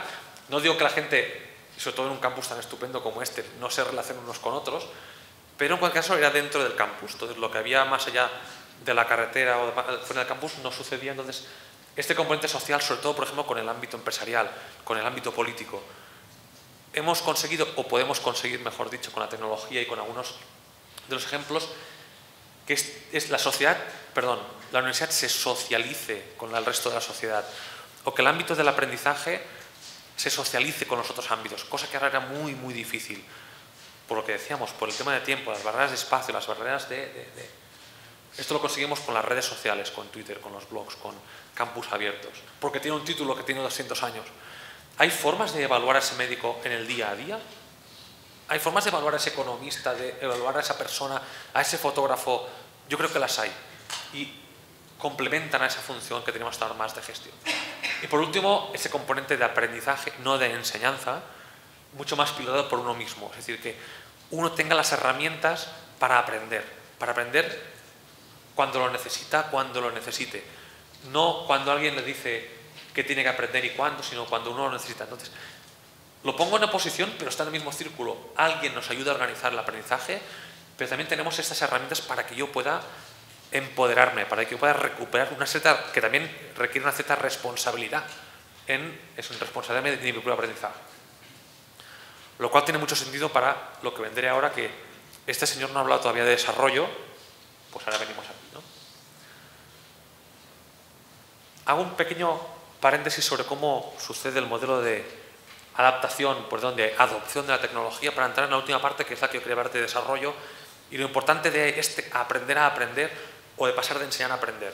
Porque en el fondo yo creo que el aprendizaje no es importante en sí mismo, sino si realmente uno vive mejor al final, ¿no? O sea, yo creo que lo importante de aprender es para vivir mejor, para estar más feliz con uno mismo y con los demás, para ganar más dinero, en cualquier caso, para vivir mejor. Un pequeño paréntesis sobre el tema de tecnología. Lo digo porque a veces hablamos de adopción, de revolución de la tecnología, de revolución de la educación. Ojo con que hablamos. 4 estadios, hay 1000 autores que cada uno pone sus estadios distintos, yo pongo estos. Una primera parte es apropiarse de la tecnología, es decir, saber utilizarla para lo que sea, saber utilizarla. Entonces, el ejemplo sería aquí, pues, yo estoy escribiendo con mi máquina de escribir, sé que existe una cosa que se llama Microsoft Word o Microsoft OpenOffice, o que se llama OpenOffice, y puedo utilizar un procesador de textos para escribir una carta. Adaptación es realmente utilizarla, es decir, no quiere decir que yo aquí tenga que utilizar toda la tecnología. Yo creo que hay una cuestión importante, es cuando hablamos de redes sociales, cuando hablamos de tecnología educativa, cuando hablamos de... Una cosa es saber qué existe ahí fuera y otra cosa es después utilizarlo. Lo cual no quiere decir que haya que utilizar todo, puede que utilizar, tirar mi máquina de escribir y utilizar el procesador de textos. Y hago exactamente la misma carta que hacía hasta hace un momento, exactamente la misma, pero utilizo el mismo procesador de textos. Mejora. Ese procesador de textos me permite, además de ganar poco de tiempo, por ejemplo, el control de cambios. Me permite mandar a la gente por correo electrónico mi borrador de carta y que haya gente que me incorpore un parrafito entre dos párrafos que haya puesto, o que alguien me corrija unas faltas de ortografía que tenía, o que alguien me traduzca esta carta que yo hice al castellano, me traduzca al inglés. Eso es una mejora que antes con la máquina de escribir era muy compleja de hacer y ahora hemos conseguido que sea más rápida, más barata, más eficiente, más eficaz. En cualquier caso sigue siendo mi carta que otros se incorporan. Pero puedo montar una wiki donde empezamos con un espacio en blanco, invito a 20 personas y todo el mundo al mismo tiempo, desde cualquier parte del mundo, puede contribuir a esa carta, de forma que la carta no es de nadie, es de todos, cada uno aporta sus ideas sin que tenga que adaptarse a las ideas de alguien. Esto cambia los hábitos, esto es un cambio fundamental. Hasta aquí, en este primer espacio, estos tres primeros espacios, hay un autor, hay alguien que lidera, hay alguien que de arriba a abajo dice cómo será la carta, qué espacios tiene que tener, qué ideas tiene que tener la carta. En este último no hay autoría única, no hay autoría identificable, nadie ha decidido ex ante cómo funcionaba cada cosa, sino que hemos hecho todo compartido. Ahora pensemos en las distintas cosas que se dicen sobre educación y tecnología y veamos si es adaptación, es mejora o es transformación. Lo que nos viene a esta última parte. Muchas de las herramientas o de las cosas que estamos utilizando en el fondo creo que tratan sinceramente sobre empoderamiento, es decir, sobre hacer las cosas mejor, sobre hacer pequeñas mejoras incrementales, pero pequeñas sobre lo que ya estábamos haciendo hasta ahora. Hacemos lo mismo exactamente, pero lo hacemos un poquito mejor. Nos da libertad dentro del sistema, mucha más libertad. Ahora podemos organizarnos por internet, podemos quedar para ir al cine sin tener que llamarnos, incluso hay una aplicación en Facebook que nos permite convocar las cosas, pero en el fondo es lo mismo, es convocar a la gente, es hacer la misma cosa en el aula, es hacer exactamente lo mismo. Pero esto en el fondo es, y me gusta hacer un paralelismo con el pez que vive dentro de una pecera y le decimos, ahora te daremos internet y con internet tendrás una pecera mucho más grande y podrás nadar mucho más y podrás poner burbujitas en tu pecera porque antes no te cabían y podrás poner un esqueleto claro en la boca con las burbujitas. Y el pez dice, ya, pero estoy dentro de la pecera. ¿Hay alguna forma de que realmente tenga acceso a cambiar el sistema? A que en lugar de estar dentro de la pecera, mucho más grande, mucho más bonita, pero yo sé quiero nadar en un lago, o quiero nadar en un río, o quiero nadar a mar abierto, o quiero nadar o dejar de nadar. Creo que muchas de las cosas que hemos visto hasta ahora en temas de tecnología educativa se reducían, entre comillas, porque son grandes avances, pero se reducen a empoderar. Pero seguimos sin ser capaces de tocar el sistema, de poder maniobrar el sistema, de poder cambiar el marco donde todas esas actividades pasaban. Y en el fondo estamos hablando de esto de aquí. Las nuevas computadoras o los nuevos laptops van a revolucionar la educación. ¿Seguro que van a revolucionarla? ¿O la van a mejorar mucho, mucho? Pero seguiremos con esas mismas laptops siendo incapaces de tener control sobre el sistema educativo o sobre mi proceso de aprendizaje. ¿Soy yo quien gobierna mi proceso de aprendizaje? ¿Soy yo quien decide qué aprendo y cuándo? ¿O sencillamente puedo llevar el laptop al aula y no tengo que pasar limpio los apuntes porque ya están limpio? ¿O los puedo gestionar mejor? Y hago, entre comillas, digo, solamente mejoras, muy buenas, pero mejoras, pero el sistema no cambia para nada. ¿Y por qué es importante cambiar el sistema? La relación con el de aprendizaje. Estos son unos autores que hablan de desarrollo, y aquí de una parte más de desarrollo, y dicen que hay 3 estadios en el desarrollo. Un primer estadio es que uno pueda físicamente, entre comillas, hacer cosas. Yo es que quiero estudiar. Bueno, pues elección objetiva significa que a 3 cuadras tengo una escuela. Y eso es la elección objetiva. Si la escuela en lugar de estar a 3 cuadras está a 500 millas o 500 kilómetros, no puedo ir a la escuela. Por mucho que me dejen ir, no puedo. Elección objetiva significa que a 3 cuadras o a 10 cuadras, o si está a 500 cuadras tengo un autobús que me lleva, puedo ir a la escuela. Si no hay escuela, no hay. Si no hay río, no puedo beber agua por mucho que yo quiera beber agua. Entonces, esa es la primera parte del desarrollo, esa elección objetiva, esos recursos individuales de poder hacer las cosas. Normalmente es un primer estadio, pero no hay bastante. Porque viene el segundo. Es que yo quiera hacer eso. Y el ejemplo que pongo siempre en temas educativos es los países dictatoriales o los países donde hay algunos colectivos que están discriminados. Por ejemplo, en algunos países la mujer. Hay escuelas, pero las chicas no es que no les dejen ir, es que no quieren ir. Porque consideran que la educación es cosa de hombres. Entonces, aunque podrían ir a la universidad, deciden no ir porque la educación es cosa de hombres, sus futuros maridos, etc. O, aunque podrían votar, deciden no votar. O, como ha sucedido en muchos países hace relativamente poco, aunque pudiesen votar las mujeres, consideraban que su marido era más formado que ellas y le preguntaban a su marido qué tenían que votar. Eso en España lo hemos visto hasta hace relativamente poco y aún yo conozco personas mayores que funcionan así. Entonces, esta elección subjetiva es no solamente que la mujer pueda votar, sino que quiera votar, que no le dé el derecho a voto a su marido, aunque sea de forma práctica, ¿no? Y por último, una elección efectiva, sino que te deje. Yo debo tener una escuela a 3 cuadras para poder ir a la escuela, debo querer ir a la escuela, debo pensar que la educación es algo fundamental en lugar de irme a trabajar y buscarme un trabajo a los 10 años, debo querer ir a esa escuela, pero además el gobierno o quien sea debe dejarme hacer esas cosas. Cuando hablamos de empoderamiento hablamos de estas dos. Que sea posible y que yo quiera utilizar las nuevas tecnologías, la educación. Cuando hablamos de gobernanza hablamos de esta última. No sirve de nada que nos empoderemos mucho si al final alguien decide que el gobierno no se cambia. No sirve de nada que protestemos en las calles si al final, pues, y permítanme el apunte, Televisa es quien decide qué pasa o qué no pasa. Puedo poner ejemplos en España también, pero no los conocerán tanto. Entonces, es muy importante que nos empoderemos, pero sobre todo para que lleguemos al final. ¿Y por qué es importante que nos empoderemos en términos de gobernar el aprendizaje o recuperar el aprendizaje? En parte por esto, tenemos una sociedad que funciona con relaciones de poder, con los recursos naturales, con la experiencia, con la cultura. Y tenemos, si quieren, esto es el cuadro que cruza desarrollo con sociedad de la información. La parte, no sé si se ve mucho de lejos, que está como en rosa, es todo lo relacionado con aprendizaje, con educación, con competencias. Para que tengamos sociedad de la información y cada vez más sociedad, necesitamos unas infraestructuras, necesitamos unos contenidos, pero cada vez más necesitamos una competencia digital y unos usos, cómo utilizamos la tecnología, cómo utilizamos los contenidos que tenemos a mano.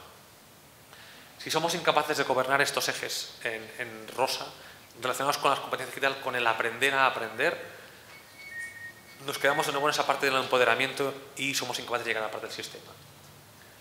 Y una última diapositiva inspirada en el trabajo del sociólogo Manuel Castells, que nos viene a decir, ¿y a mí qué es esto del empoderamiento? Es decir, ¿por qué es importante este empoderamiento? ¿Por qué es importante darnos cuenta que hemos hecho un paso de era? Como dice un compañero de una universidad en Cataluña, no es que estemos en una época de cambios, sino que estamos en un cambio de época. Esto es fundamental. Entonces, ¿por qué es tan importante recuperar el poder sobre el aprendizaje? ¿Por qué es tan importante tomar la gobernanza del sistema y no solamente el empoderamiento? Dice Manuel Castells que en los próximos años veremos que la población se podrá, y las instituciones también, dividir en dos ejes. Una parte, el que se relaciona con autoprogramable y genérico, es decir, este es el que aprendió algo una vez en su vida y ahí se quedó. Y es el que cada día es capaz de reinterpretar la realidad, es decir, se levanta por la mañana, lee la realidad y es incapaz de modificar su forma de trabajar, de aprender en función de lo que lee. Él le llama autoprogramable. En un mundo donde cada vez la información es más importante, este ser capaz de reinterpretar lo que cambia cada día, él dice que es muy, muy, muy importante. Más que este genérico que espera a que alguien le diga lo que va a pasar. Y luego está el que está conectado y desconectado, no de Internet, sino de su entorno social. Está el que tiene relaciones profesionales con sus compañeros, relaciones personales y afectivas pues, con sus amigos, con su familia, relaciones con otros amigos relacionadas pues, con el pasárselo bien, no es solamente el trabajar. Y está quien está desconectado, es decir, no tiene contacto con otros o con comunidades muy, muy pequeñas. Insisto que no habla de Internet, sino de estar conectado con lazos personales. Y él cruza estos dos ejes y nos da 4 perfiles. Y nos dice que el que sea capaz de reinterpretar la realidad cada día y además esté conectado con los demás, tenga inputs informativos y pueda sacar los outputs, sea realmente quien dará valor a la sociedad y en consecuencia será de valor para la sociedad, estará aportando valor y será necesario para la sociedad. Tendrá trabajo, será posible que sea contratado, que sea contactado, será la persona que está generando valor. Quien esté conectado pero sea incapaz de reinterpretar el cambio diario, será un ejecutor. Y él habla de la persona que literalmente está no abajo de la pirámide, pero realmente muy abajo, y es alguien que sistemáticamente está solamente ejecutando las órdenes de los demás, sin ningún tipo de libertad, sin ningún tipo de valor añadido, totalmente reemplazable por otro ejecutor en cualquier parte del mundo. Entonces, en la medida que esta persona es alguien totalmente estático y plano, poder ser reemplazado, y es los trabajos que nadie quiere, los que nadie quiere, los peor remunerados, las personas menos valiosas para la sociedad y que sistemáticamente van a ser arrinconadas y marginadas, excluidas si quieren. El desconectado, se ha quedado en inglés esto, es el diamante en bruto, es decir, la persona que sabe reinterpretarse o reprogramarse pero que está desconectado tiene el riesgo de exclusión no digital sino social, porque como está desconectado nadie sabe que está ahí. En función de cuánto tiempo se quede desconectado también, igual que tiene un riesgo de exclusión muy alto. Y por último nos habla de el genérico, es decir, la persona que es incapaz de entender nada de lo que está pasando y que además está desconectado. No tiene ni lazos profesionales, ni lazos afectivos, ni lazos personales, Y aunque lo que voy a decir ahora va a parecer muy fuerte, les invito a que vayan a los artículos originales porque allí se dicen palabras mucho más crudas. Entonces, si alguien cree que ahora voy a ser muy vehemente y muy crudo, le reto a que vaya a los originales. Para Manuel Castells, esto es gente prescindible del sistema y totalmente invisible.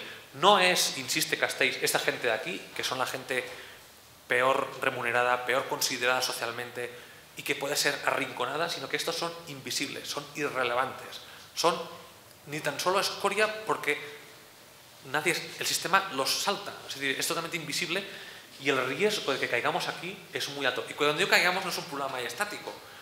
Como las cosas cambian cada día y como las redes se reconfiguran cada día, todos los que estamos aquí, tengamos la educación que tengamos, tenemos el riesgo de desconectarnos por una parte y de acabar no teniendo aquellas competencias digitales, no teniendo las herramientas necesarias para seguir estando conectados y seguir siendo capaces de reprogramarnos. Entonces, cierro como empezaba al principio. Tenemos un sistema educativo que pensaba de una forma, ha cambiado el mundo de forma que el sistema educativo de enseñanza se ha roto por debajo y tenemos ahora mismo 2 grandes retos. Uno, como sistema educativo, cómo ayudamos a que la gente se mantenga en este cuadrante y aprendan a aprender, sean responsables de sus procesos de aprendizaje, no esperen que alguien los reprograme y les enseñe porque van a acabar siendo genéricos. Entonces tenemos que enseñar a la gente. Cuando digo tenemos que enseñar, quiere decir que todos los datos que tenemos, todas las estadísticas que tenemos, nos están diciendo lo que decía Manuel Castells, de que o enseñamos a enseñar o tendremos gente, o lo que conseguimos sean ciudadanos genéricos. Entonces, cuando hablamos, insisto, de la transición del enseñar al aprender, no es porque sea más cool, es porque si no hacemos la transición al aprender, estamos generando ciudadanos genéricos que se van a caer a lo irrelevante o serán expulsados del sistema tarde o temprano. Pero lo mismo sirve para las instituciones, no solamente para las personas.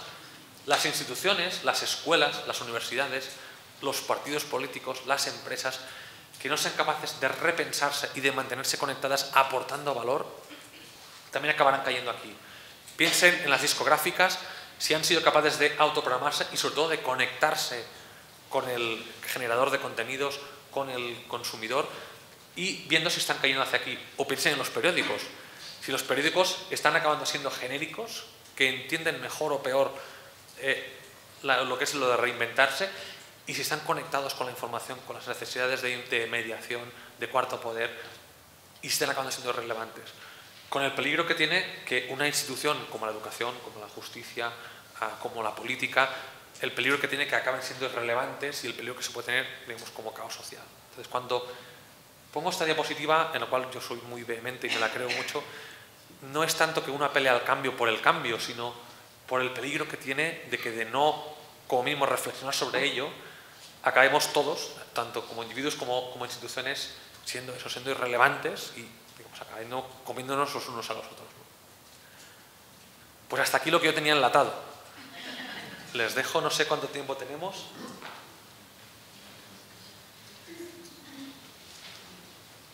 Creo que tenemos unos minutos hasta la hora de comer. Si alguien, por favor.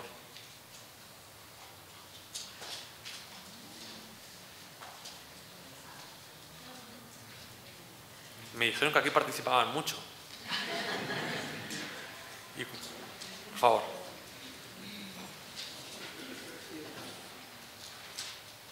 Puedo observar que hay una especie de transición constante y que eso implica no nada más una actualización, sino esa adaptación. El caso, o sea, tienes la iPad y no la usaste para la proyección. Sin embargo, no es lo mismo el PowerPoint tradicional que el Prezi. Esa transición constante, ¿cómo la incorporamos a este proceso? ¿O es una de las características de este proceso?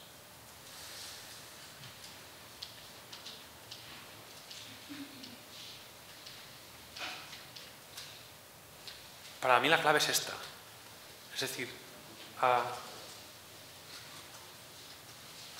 el hecho de incorporar, yo creo que es interesante ver toda la rueda y hacerlo poco a poco. Esto creo que lo hablaré un poco más después, pero yo soy, por ejemplo, especialmente reacio, incluso contrario, a incorporar tecnología porque sí. Pues ahora hay computador o las laptops, pues todos los niños con laptops. Y pues ahora hay los MOOCs y tenemos que abrir la tecnología y tenemos... Yo soy muy partidario de no hacerlo porque sí, sino primero, hacer la reflexión de qué tecnologías hay, porque normalmente no hay una tecnología, hay varias. Y la máquina de escribir es una tecnología y la tiza y el papel es una tecnología y no tenemos por qué sustituirla por otra. Es decir, creo que de la misma forma que he dicho que es irresponsable pensar si el Beamer con el laptop es una tecnología que existe ahí, no saber cómo utilizarla, es igualmente responsable sustituir la tiza y la pizarra por el Beamer porque lo tenemos ahora, ¿no? Entonces, conocerlo creo que es el primer concepto o la primera cosa, el primer paso. Y eso es algo cuando con mis compañeros hablamos de, pues es agotador estar todo el día viendo la última tecnología, es agotador, pienso, bueno, es que a mí me pagan para esto. Es decir, el ejemplo que pongo yo normalmente es, yo voy a contratar a un agricultor y el agricultor me viene pues con la guadaña y le enseño 500.000 hectáreas de trigo y le digo, pero tú esto de los tractores, ¿cómo lo llevas? Y dice, es agotador. Estás todo el día pensando si hay un nuevo modelo de tractor, un nuevo modelo de cosechadora. Yo me quedé en la guadaña y aquí me quedé. Y, pues gracias, vuelve de aquí a un año, ¿no? Y digo, por la mañana o por la tarde, cuando quieras, vuelve. Entonces, creo que como educadores, estas son herramientas de trabajo y tenemos la obligación de conocer esas herramientas. Y eso es así, o sea, es para lo que a mí me pagan, además, el contribuyente, con lo cual tengo la responsabilidad de eso, ¿no? Entonces, creo que debemos conocerlas. Lo que no quiere decir utilizarlas, que vamos al segundo punto. ¿Qué hacía yo antes? No me voy a poner obligaciones nuevas. Si yo antes escribía cartas y no mandaba cohetes, ¿para qué voy ahora a poner una tecnología para mandar cohetes? Pues no, mire, es que mi función docente no es mandar cohetes. No hace falta que incorpore tecnologías que mandan cohetes. Una vez me la adapté, me la quedé para mí, creo que esta parte es la más importante para que la transformación tenga la parte esta. Es decir, ver dónde yo tengo un beneficio utilizando esa nueva tecnología. Pues en el iPad será poder leer en el tren. Yo pues, llevo las tesis doctorales de mis alumnos en el tren, tengo 4 horas de tren cada día, pues genial, antes no lo hacía o tenía que imprimir papel, con lo cual el dinero de la universidad iba para el fisioterapeuta, ahora me ahorro ese dinero y me compro chucherías. Entonces, quiero que ver dónde añade valor, tanto para mí como para los demás. Creo que esa parte es fundamental porque es donde viene la otra, ¿no? Entonces, ya una vez a mí me aportó valor, intentar pararme y decir, bien, ahora estoy haciendo lo mismo que he hecho toda la vida, lo hago mucho mejor, como me aporta valor, como he conseguido liberar unas horitas, las puedo destinar a ver cómo hacerlo distinto. que a lo mejor el tema es que no necesito hacerlo distinto. Insisto en lo de antes, ¿no? Pues igual la tiza sirve para lo que servía y es genial. Pero creo que vale la pena hacer el salto este de he conseguido mejorarlo, hay otra forma radical de hacerlo distinto, y entonces ahí es donde vamos a lo de antes, ¿no? Ahora las clases magistrales las hago mucho mejor porque puedo hacer gráficas, puedo hacer cosas, pero es necesaria la clase magistral, lo puedo hacerlo de otra forma, en algunos casos no, en otros casos es posible. Entonces, como un ejemplo, antes hablé de la maestría de Administración Electrónica. Ahí empecé dando las clases normales. Bueno, yo estoy en una universidad virtual, pero allí lo normal era pues coger el PDF de 500 páginas, que además también lo redacté yo, se lo daba y al final del curso hacíamos un examen y ahí se quedaba la cosa. Poco a poco uno intenta ver si puede añadirme, en este caso nos saltamos el primer paso porque yo no daba las clases presenciales, pero la mejora. Leer fuentes ajenas, leer los blogs de los demás, utilizar un Twitter para ver lo de los demás. Pero me di cuenta, en el caso de mi maestría, de que tenía 3 perfiles de estudiantes. Había tecnólogos, informáticos que siempre sabrán más que yo de tecnología, yo soy economista. Había personas que trabajaban en el gobierno que siempre sabrán más que yo del gobierno porque ellos trabajan allí. Entonces ellos están todo el día allí metidos y yo del gobierno solo sé lo que oigo en los periódicos. Y por último había personas relacionadas con el derecho, digamos de derecho administrativo, etcétera, que siempre sabrán más que yo, que se dedican a eso. Yo tenía 2 opciones, o aprender todo eso antes que ellos, imposible, porque eran 3 perfiles a la vez, o lo que opté yo, que era que había 2 o 3 conceptos que deberían salir, pero era mucho mejor que ellos explicasen su percepción. Entonces lo que yo les pedía era que reflexionaran sobre una serie de conceptos, en mi caso eran, por ejemplo, el tema de transparencia, el tema de abertura de los gobiernos, si la nueva ley estaba bien o mal, pero en lugar de yo decirles si la nueva ley estaba bien o estaba mal desde mi punto de vista, ellos lo comentaban todo, ellos lo hacían todo, generaban documentación, lo compartían entre todos, algunos casos en PowerPoint, porque así aprendían a utilizar el PowerPoint para sus presentaciones, en una wiki para que también aprendiesen en el wiki, y lo interesante era que miles de puntos de vista que yo jamás hubiese tenido, por falta de experiencia, por falta de tiempo, aparecían. Con lo cual transformamos el aula porque ahora el material no lo tocamos, yo les digo, ahí tienen el material, si quieren se lo miran, si no, no. Y yo lo que hago es que las cosas suceden, pero ya no les doy ni la clase, ni el material, ni nada. Realmente son ellos los que generan los contenidos actualizados, porque los materiales los hice hace 3 años, las cosas no cambian tanto, pero sí, las nuevas tecnologías, las nuevas situaciones, las nuevas políticas cambian cada día. Entonces todo lo que hacen ellos está súper actualizado, no tengo que actualizarlo nada. Y realmente ellos aprenden también a debatir Entonces, ¿en qué momento entran las tecnologías? Yo creo que en todas partes. Una primera parte entran primero por mí, por supuesto, de saber qué tecnologías hay y cómo utilizarlas, pero después hay que intentar darle la vuelta y cómo podemos reflexionar sobre el proceso. En otros casos también doy introducción al derecho y aquí nos hemos quedado aquí. La introducción al derecho no tiene mucho espacio para grandes innovaciones porque es muy básica la asignatura. Entonces hay unos materiales, les hago las preguntas de rigor con un poco de mejora, pero en el fondo no da para tanto. Entonces, vuelvo también a lo de antes, ¿no? Que sea la necesidad la que tira de la tecnología y no la tecnología la que empuja a una necesidad que al final resulta uno que no la tenía tampoco. Creo que me digo, ¿no? Bueno, con lo que comentabas acerca de enseñar a aprender y dejar de ser dependientes, me queda a mí la duda de si ese sería ahora el nuevo papel de la universidad, como generar no sé si un curso o a lo mejor una carrera, pero en la que se pudiera enseñar un poco más acerca de, a lo mejor una primera parte como de infraestructura, como mencionabas, y después pasar como a generar pensamiento o capacidad de pensamiento crítico, que puedan, no sé, analizar la información, elegir su propio camino, entrar a lo que son las áreas de conocimiento en lugar de decir una carrera tal, sino que yo pueda complementar mi propia formación. Todo esto tendría que ser como el papel de la universidad, como yo lo veo ahora, pero sería un salto muy grande de abandonar las carreras tradicionales a decir, bueno, ahora aquí te vamos a enseñar a estudiar y tú estudias lo que tú quieres. En ese sentido, ¿cómo ves tú el escenario? O sea, ahora sí que poniéndolo en tiempos y poniéndolo como en las distintas ubicaciones geográficas también en América, bueno, en Estados Unidos, en la América Latina. ¿En qué momento tendría que suceder o tendría que pasar una etapa de fusión quizás y ya después llegar a ese punto en el que hacemos enseñanza para el aprendizaje en lugar de para una profesión determinada? Vale, voy a hacer un pequeñísimo rodeo, pero yo creo que el ejercicio que habría que hacer ahora de forma urgente, y no solamente en enseñanza, es decir, creo que muchas de las reflexiones que hay digamos, en mi explicación sirven para, bueno, como lo he hecho, ¿no?, en otros sectores, pues en la política, en la producción de manufacturas, en otros ámbitos, es repensar las funciones que hace la institución y ver si son relevantes. Por ejemplo, una función que hace la universidad era digamos, hacer acopio de libros o digamos, de conocimiento, como antes veía con las ovejitas y los libros. Yo tengo la pregunta o la duda, tengo un convencimiento también, pero lo dejo aquí como si fuese una duda, sobre si la universidad debería hacer acopio de ese tipo de conocimiento.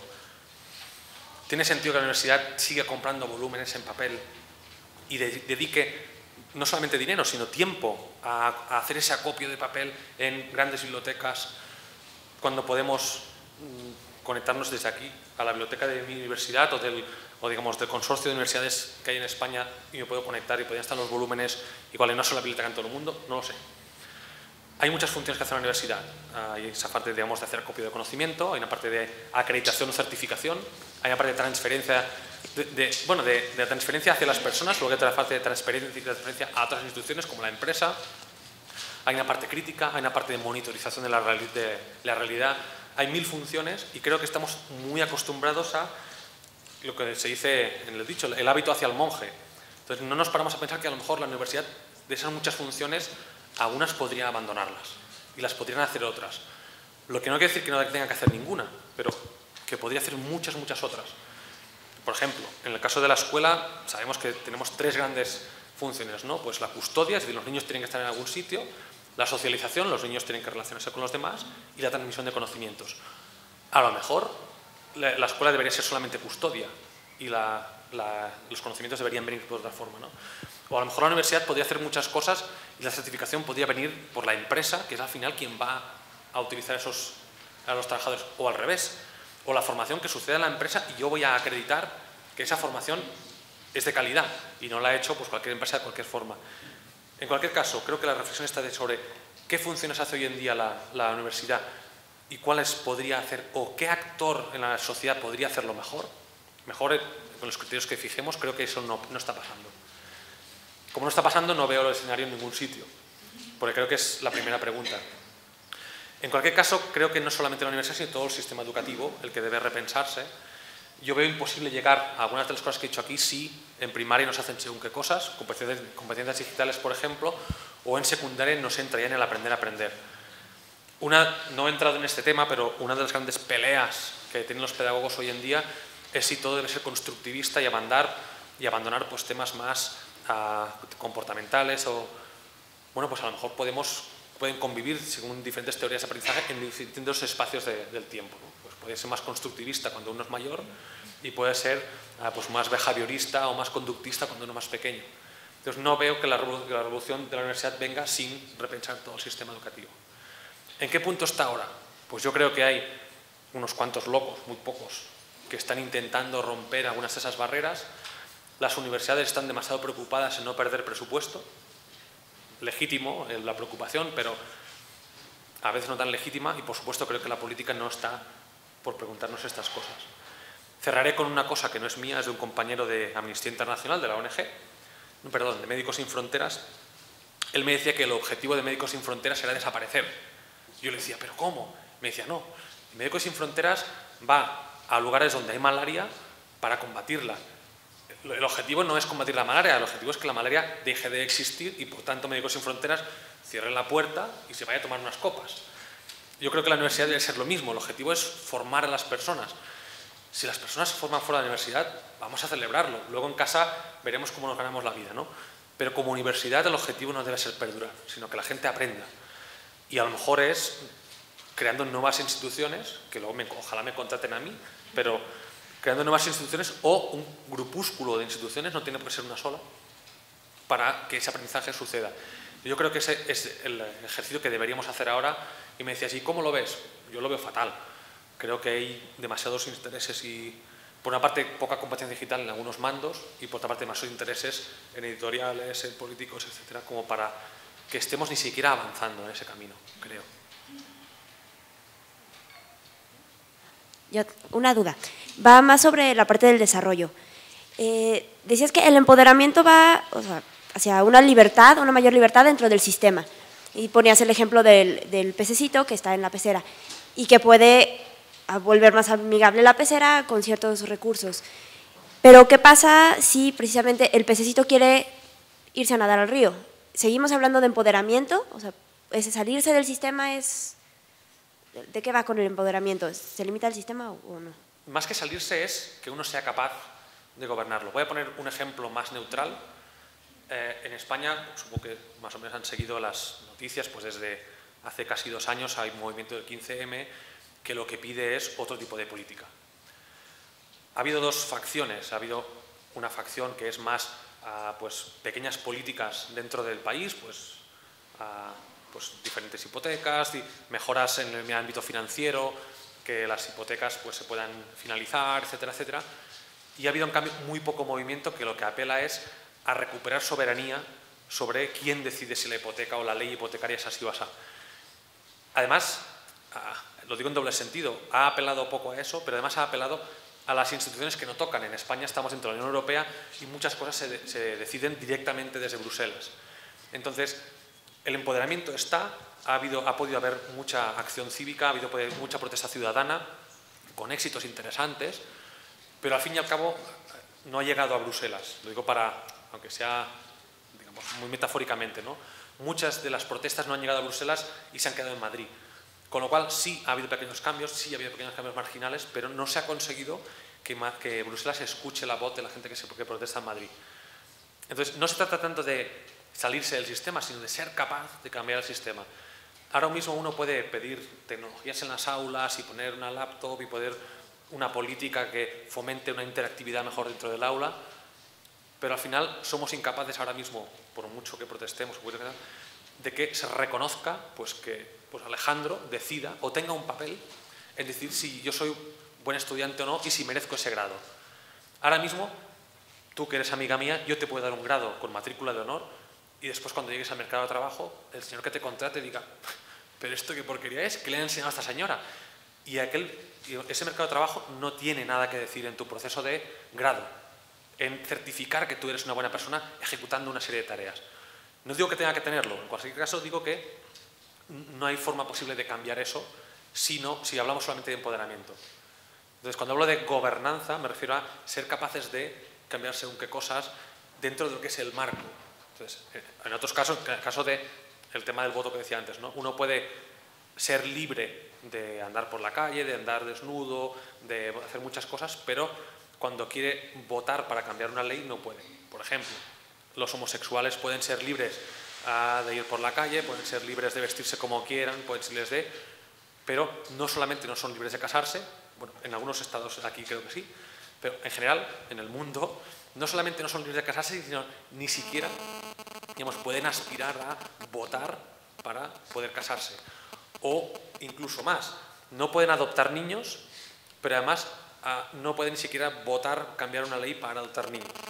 Entonces, cuando hablo de ese empoderamiento, los homosexuales tienen todas las libertades del mundo para hacer todo lo que quieran, siempre y cuando, ahora lo diré muy entre comillas, no pongan su condición de homosexual por delante, porque eso significa cambiar el sistema. Entonces, vamos a dejar en que los empoderemos, los tratamos como normales, pero ante la ley no pueden casarse, no pueden adoptar, etc. En casos de educación, para que no parezca que me voy, es exactamente lo mismo. Podemos poner diferentes prácticas, podemos hacer nuevas prácticas de aprendizaje con los laptops, con el Beamer, con materiales educativos, haciendo un flip the classroom y que la gente aprenda en casa con un vídeo y en clase, pero eso es dentro de un sistema que se ha establecido. ¿Podemos poner un sistema de acreditación distinto? No. En mi país es el rey Juan Carlos el que acredita y solamente el rey Juan Carlos el que acredita. ¿Podemos reconocer la experiencia que uno durante 20 años trabajó en la banca y ahora voy a reconocerle eso y convalidarle pues contabilidad 1, 2 y 3. En algunos sitios se puede, pero en muchos sitios no se puede porque se considera que ese aprendizaje informal es mucho peor y de otro aprendizaje formal que dan los maestros en la escuela.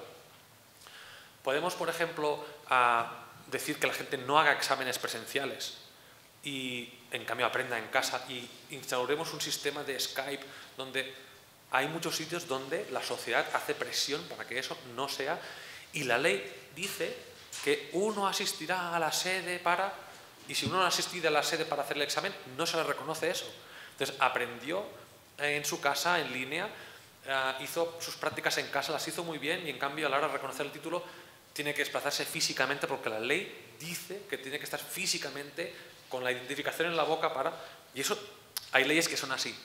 Entonces, si no conseguimos hacer acceso a cambiar el marco, muchas cosas se quedarán en mejoras, pero al final uno tendrá que desplazarse pues, a Madrid a hacer el examen igualmente, ¿no? Entonces, cuando decía lo del PEZ, no es tanto salirse del sistema, sino poderlo cambiar también. Y muchos de los cambios que hacemos no van dirigidos a también poder cambiar el sistema, sino, a ver, dentro de este sistema que algunos señores de gris deciden cómo es, ¿qué puedo hacer? Y pues quiero quitar a los señores de gris. Y esa es la reflexión también.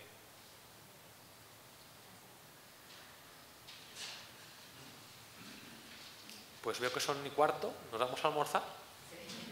Muchísimas gracias.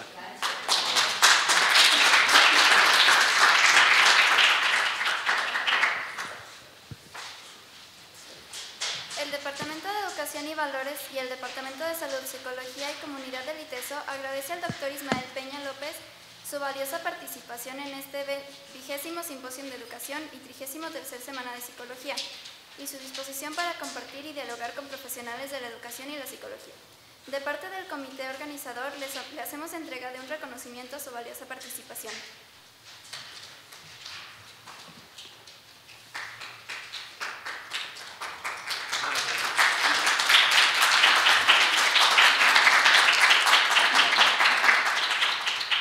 Agradecemos su presencia. Les recordamos que los talleres darán inicio a las 4 de la tarde. Para identificar la ubicación de su taller encontrarán un mapa en el material entregado a cada uno de ustedes en el momento del registro. Gracias por su atención y que tengan buen día.